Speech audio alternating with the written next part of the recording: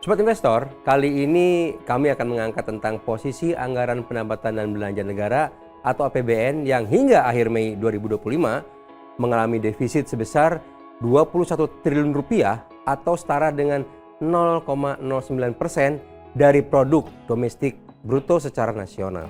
Menurut pemerintah yang dalam hal ini diwakili oleh Menteri Keuangan Sri Mulyani, kondisi defisit dapat terjadi akibat realisasi belanja negara yang melebihi nilai pendapatan yang diterima pada saat yang sama.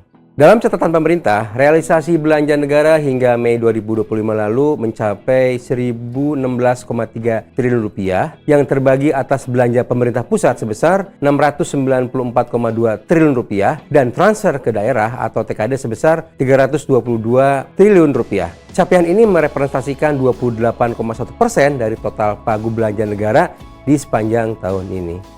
Sementara dari segi realisasi belanja pemerintahan pusat atau BPP hingga Mei 2025 lalu tercatat mencapai 694,2 triliun rupiah dari total belanja negara sebesar 3.621,3 triliun rupiah. Besar nilai belanja pemerintah pusat tersebut dipicu oleh adanya percepatan belanja barang dan belanja modal dibandingkan dengan kondisi bulan-bulan sebelumnya. Sedangkan untuk jenis belanja dari kementerian dan lembaga mencapai angka 325,7 triliun rupiah, setara dengan 28,1% dari pagu yang ada. Hal ini dipengaruhi oleh belanja pegawai ASN, TNI, dan Polri yang tetap dibayarkan, serta penyaluran berbagai program bansos yang telah disalurkan sesuai jadwal.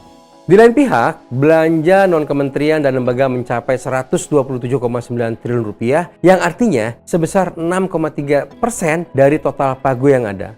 Dalam APBN 2025, secara keseluruhan, pemerintah telah merencanakan belanja negara sebesar 3.621,3 triliun rupiah yang terdiri dari belanja kementerian dan lembaga sebesar 1.160,1 triliun rupiah, belanja non-kementerian dan lembaga sebesar 1.541,4 triliun rupiah, serta transfer ke daerah atau TKD sebesar 919,9 triliun rupiah. Sementara satu hal yang menarik dalam pengamatan kami adalah moncernya penerimaan cukai pada Mei 2025 lalu, yaitu mencapai 17,1 triliun rupiah atau melesat hingga 146,8% dibanding penerimaan cukai pada periode yang sama di tahun 2024 lalu.